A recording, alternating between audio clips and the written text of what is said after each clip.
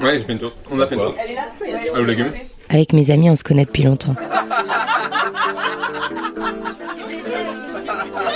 Très longtemps. Où est le drama? Comme si ça faisait 4 ans qu'on habitait ensemble. C'est ma plus grande histoire d'amour. D'amour, Anne. Il est trop mignon. On a une trentaine d'années et avec certains et certaines, on a décidé de revenir habiter à la campagne. Il n'y a aucun déterminant sur les moments où les poules elles pondent. Bah si on veut faire un barbecue, il faut le faire trop tard, sinon il va faire nuit. Non. C'est là qu'on s'est rencontrés. Dans des petits villages. On peut plus aller à Feuillade, Redon. La vie rurale, c'est pas toujours évident. On a tout mis sur parpaing, on a plus d'élec, donc on a tout sorti du congèle. Mais si c'est avec elle et eux, ça me va. Et le pire, c'est que ça se passe super. Premier épisode, sabot crotteux. Je suis sur la future ferme de Vincent et Manu. C'est les deux copains maraîchers qui vont s'installer. Et voilà, ils vont me faire visiter aujourd'hui. Bienvenue à la ferme. Bienvenue dans notre château. Mais c'est fou, hein. C'est trop beau. Ouais, t'as vu? Et du coup, nous, notre parcelle, elle est, on imagine qu'elle part d'ici jusqu'au bout là-bas. Là, on a le coteau sud et au niveau de la butte, ça redescend jusqu'à la maison là-bas et jusqu'à le long du bois. Le nord est plus fertile, mais du coup, il y a une ombre portée plus importante et moins d'ensoleillement.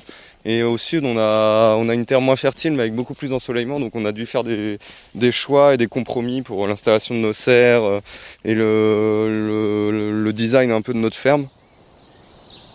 Du coup, c'est un bail rural à clause environnementale. Ça veut dire que nous, on loue les terres. Tant qu'on est exploitant des terres, on a le droit d'habiter la maison. Le jour où on arrête d'exploiter, on n'habite plus la maison. Et comme ça, en fait, ça permet aussi de pallier à des soucis de logement agricole. Les agris, ils n'ont pas de quoi se loger, on n'a pas trop de thunes. Et en fait, là, ça permettrait d'avoir une maison qui sert aussi aux personnes qui viennent exploiter la terre. Donc ça, c'est un point positif. Et on peut aller voir, si tu veux, les autres bâtiments en même temps. Il y a la grange dans laquelle on est passé. On est sur ce qu'ils appellent l'étable, donc c'est une ancienne étable à bêtes, donc cochons, vaches, etc. Et du coup voilà, c'est un beau bâtiment en terre qui servait à l'élevage. Donc on va pouvoir rentrer dedans, il y a des jolies portes en bois, d'antan. T'as besoin d'aide? Ça va aller. Un petit poulailler qui était là. Oui, j'ai vu ça tout à l'heure, le poulailler un peu glauque. On s'est rencontrés quand on avait 8 ans. Moi, j'étais arrière gauche à la Défense. Vincent était arrière droite à la Défense. Mais c'est vrai qu'avec Manu, on est quand même issus du sud de Rennes. Enfin, à la base, on est originaire de Redon même. C'est pour ça qu'aujourd'hui, notre GAEC s'appelle le GAEC des gamins du Marais, parce qu'on est issus des Marais de Redon. Dès le départ, on en a discuté. Puis vu qu'on se connaît bien, on s'est dit qu'on voulait quand même être autonome sur notre activité en maraîchage et que, au fait, juste au sein du lieu, il peut y avoir plusieurs entreprises ou plusieurs assos, des choses. Là, on peut imaginer un petit parquet, venir faire des balles, faire des concerts, des soirées contes, des choses extra-agricoles aussi, mais qui sont importantes pour nous. Avoir d'autres personnes sur la ferme, avoir des synergies avec d'autres activités. Il y a des personnes qui nous ont contactés pour un projet de fleurs coupées et de plantes aromatiques et médicinales. Projet de guinguette également qui a été discuté. Projet de malterie aussi. C'est très bien qu'on soit tous les deux, mais au bout d'un moment, c'est chouette aussi d'avoir plusieurs personnes qui vivent autour de la ferme, que ce soit même pas que du milieu agricole. Nous, on aimerait bien organiser les vendredis, des vendredis galettes, pour que les copains puissent venir manger avec nous sur la ferme. Moi, en tout cas, j'ai pas envie d'être enfermé dans ma ferme, à juste bosser, à passer 60 heures semaine, de voir personne. Là, ça pourrait être un projet un peu avec plusieurs personnes, qu'on puisse collectiviser des coups de main, mais partager des repas. On imagine des cochons, là c'est cloisonné. Il y a des barrières là de tous les 1 mètre. C'est de l'amiante apparemment ici. Donc faut se projeter. Hein. Mais dans l'idéal, on imaginait tout remettre sur dalle béton. Et puis, enfin c'est pas nous qui allons le faire, mais on va demander ça à la métropole. Bah, du coup, la métropole a décidé de préempter ces terres pour des raisons de bien commun. Ça veut dire quoi préempter? La préemption, en gros, c'est quand un organisme d'État décide que la vente d'un site n'est pas très intéressant ou n'est pas correct aux yeux de l'intérêt général, il décide de préempter. Donc, tu as plusieurs possibilités de préemption. T'as des préemptions, par exemple, comme on l'a vu avec l'autoroute A69, où ils ont préempté des terres agricoles pour le bien commun, pour faire une autoroute qui s'est avoué être un échec, et tant mieux. Au moment de la préemption, les terres n'étaient pas en agriculture biologique. Ils les ont converties du coup avec le label agriculture biologique, il me semble, en 2020. Et eux, leur intérêt, du coup, c'était d'installer des porteurs et des porteuses de projets. Ensuite, ils ont eu la volonté d'installer des personnes en agricole pour que ça reste un site agricole. Du coup, ils ont sorti un nouvel appel à projet. Et là, nous, on a eu l'opportunité de pouvoir postuler. Mars ou avril 2024, ils ont refait un appel à projet. On est venu là, on a creusé une bonne vingtaine de trous un peu dans toutes les parcelles pour se dire ok, bon bah celle-là, ce sera la nôtre. Vous avez creusé une vingtaine de trous, quoi? Ouais. Ça s'appelle des profils de sol. En gros, on creuse des trous pour voir un peu les qualités de sol, savoir un peu ce qui se passe dans le sol, et c'est un peu un moyen. Parce qu'en fait, le sol, Vous avez carotté le sol. On a carotté le sol, ouais. Parce que le sol, c'est très mal connu, et du coup, le seul moyen d'aller savoir ce qu'il y a en dessous, c'est de creuser. Donc on a fait ça, et ça nous a permis de nous positionner sur la parcelle de 10 hectares qu'on voit là au bout de cette allée. Ah ouais, c'est trop beau là. T'as vu? T'as vu ce gros chêne là, c'est le plus gros de la ferme. Je pense que celui-là, il est au moins bicentenaire, voire tricentenaire. Et j'y verrais bien une petite cabane en hauteur dedans. Il est situé en plein milieu de la ferme, en plus on pourrait y passer des petits temps, avoir notre petit corridor de la ferme pour observer toute la ferme un peu en hauteur.